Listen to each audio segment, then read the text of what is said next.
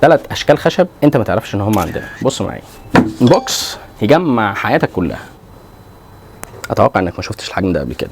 بوكس شكمجيه، شكله ظريف جدا جدا، واكتر حاجه مميزه فيه القفل بتاعه. القفل بتاعه معقد، يعني مش هيتفتح من مره واحده، لا ده هو بيتقفل على مرتين.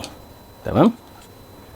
تاني شكل خشب، دي اللي بتتعمل ترابيزات، ودي اللي بتتعمل تابلوهات، ودي اللي بتتعمل مرايات، ودي اللي بتتعمل علقات، دي اللي بتتعمل كل حاجه. عندنا منها مقاسات كتيره جدا جدا. تالت شكل بقى معانا وهو خشب الزيتون الطبيعي اللي كل عروق وتفاصيله من احلى ما يكون. بيشتغل على الوش وعلى الظهر، يعني انت تقدر تاخد الحته دي تصنفرها بالراحه خالص، هيطلع لك شكل هنا تحفه. تقدر تحطها وتحط جنبها مرايه، او تقدر تزقها على مرايه، او تقدر تستخدمها كعلقه مفاتيح جنب الباب، او تقدر تصب عليها ايبوكسي. تقدر تعمل منها افكار كتير جدا. الحلو بقى في القصه بتاعت الخشب الطبيعي ده السعر بتاعه. السعر بتاعه قبل ما يتصنع بيبقى غير خالص بعد ما يتصنع. يعني مثلا القطعه اللي معايا ديت ب 25 جنيه، بعد ما تتصنع اضرب في 20 بقى، مش في 10 حتى، يعني انك مش هتبيعها ب 250 جنيه، لا انت هتبيعها ب 500 جنيه على الاقل. والخشبه ديت نفس الكلام، الخشبه ديت ب 350 جنيه، بعد ما تتصنع اضرب هنا بقى، هتضرب في 50.